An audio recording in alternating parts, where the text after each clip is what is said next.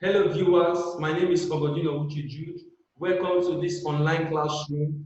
Our topic in further maths today is differentiation. So before we go through our lesson today in details, let's see what our objective looks like.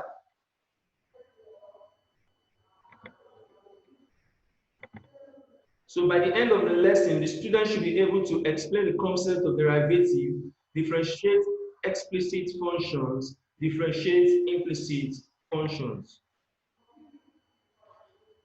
So example 1, find from first principle y equal to x squared. So if you want to solve this particular question, let the x and the y, or delta x and delta y, be small increase in x and y respectively. So what to actually mean now is, if you go back to the previous question, you will add y plus delta y, then x plus delta x all square. Y plus delta y. Going to the next slide. This is what I'm saying. Y plus delta y, x plus delta x all square. So this gives us y plus delta y equal to x plus delta x. Now, you know in your normal mathematics, x squared means what? X times x. But this particular expression now, you say x plus delta x multiplied by x plus delta x. And what does delta mean? Delta just means change. Change. So if there's an increase, then there will be a change in value from the original value. So our y plus delta y gives us, if you expand this now, x times x will give us x squared. X times delta x will give us x delta x. X times delta x again will give us x delta x. Then delta x times delta x will give us delta x squared. So if you add x delta x plus x delta x, you get 2x delta x. So making delta y the subject of the formula, meaning that this y will cross over to the other side. That's why the y now is minus y over here. Delta y equal to x squared plus 2x delta x plus delta x squared minus y. Now, from your question, what is y? Let's go back to the question. Our y is what? X squared. So, sorry for that. Our y is what? X squared. Now, if our y is x squared, therefore means if you subtract this y, you are going to change this y to x squared in the next what step. So, the only thing you do now is, as you write the y equal to x squared plus 2x delta x plus delta x squared, from the question, y is equal to what? X squared. So you change your y to x squared. Now, if you subtract x squared minus x squared, that is 0. The only two letters, or the only two things left there, not letters, the only two things left now will be 2x delta x plus delta x squared. So continuing with the solution, we divide through by delta x. So that delta y will divide by delta x, 2x delta x divided by delta x, plus that delta x squared divided by delta x. So you are dividing each term by what? Delta x. So at the end of the day, delta x will strike out delta x, 2x will remain. Delta x squared divided by delta x will give us 1 delta x.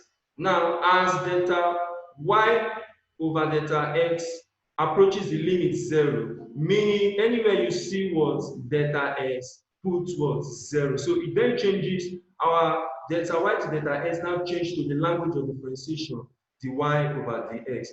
The y over the x means differentiating y with respect to x, which we are doing already. So that gives us 2x plus, so like the instruction said, or the procedure, put 0 into the y.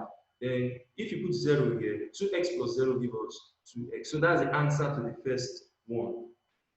Example 2. Find the derivative of y equal to x cubed from the first principle. So solution, y is equal to x cubed. So you follow the same procedure. Let delta y and delta x be small increases in y and x respectively. So y plus delta y is equal to x plus delta x cubed. So you expand this. You can use the binomial theory expansion, which you have been taught in first and second week. Or you can use the normal expansion. First of all, expand the first two. Your result, expand with the last one. Then you still get the same thing. So our final answer will now be expansion of this will give us x cubed plus 3x squared delta x plus 3x plus delta x squared plus delta x cubed. So what's the next step? Move your y. This y, always move the y to the other side. Then go back to the main question and observe what y is equal to. So in our main question, our y is equal to x cubed.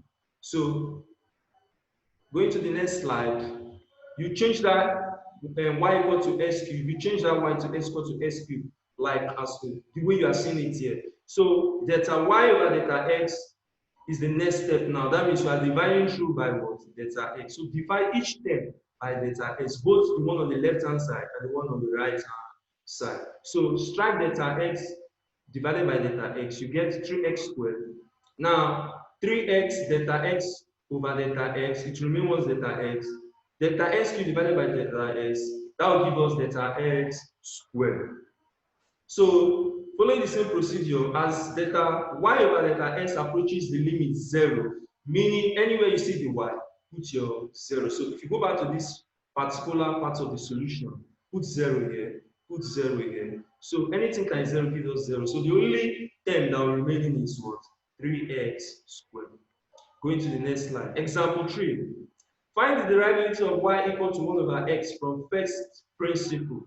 So our solution, let the x and the y be small increases in x and y respectively. So our y equal to 1 over x, y plus delta y equal to 1 over. So anywhere you see x, add delta x, because this part you are adding delta y, so add delta x here. So that is 1 over x plus delta x. So the next procedure is what? Move y to the other side.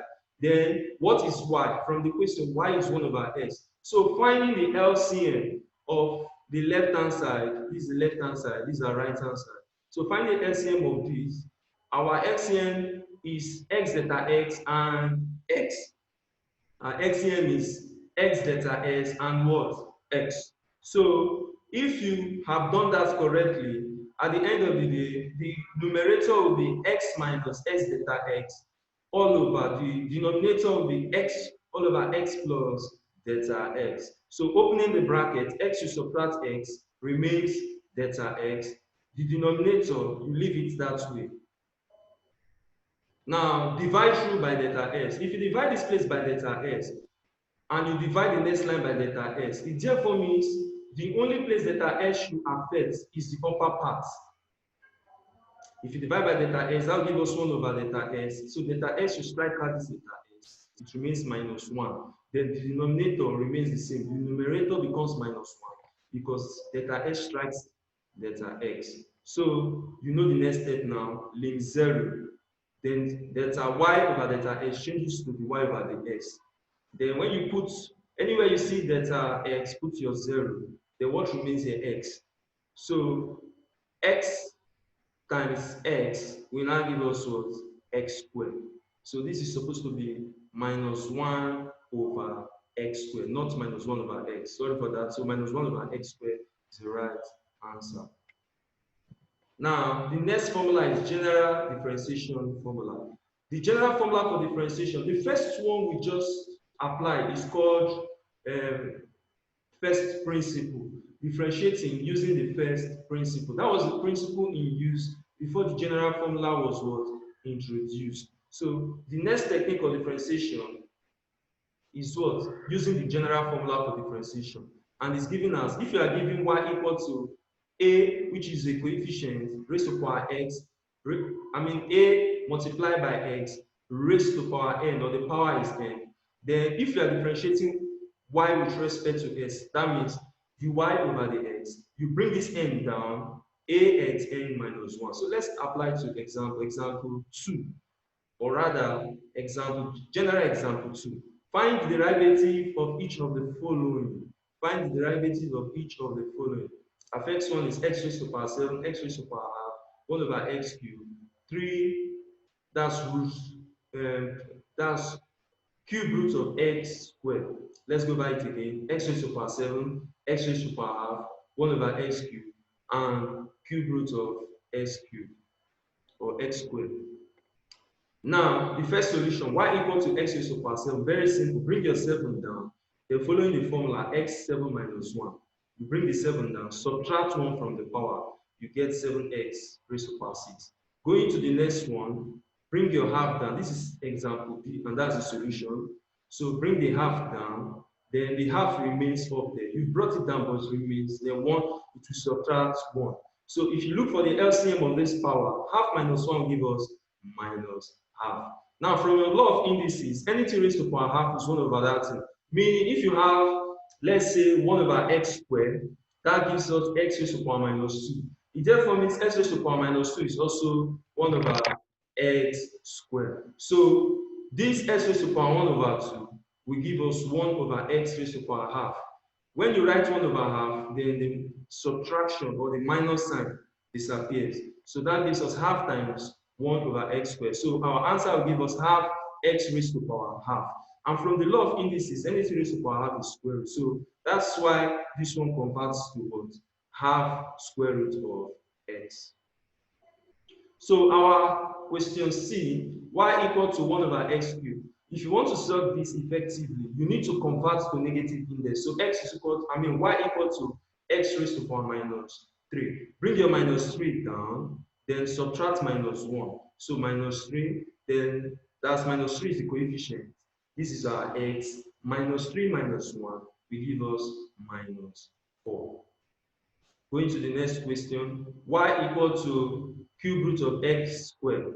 So if you want to change this now from law of indices, this is 1 over 3. So x squared times 1 over 3 will give us x raised to the power 2 over 3.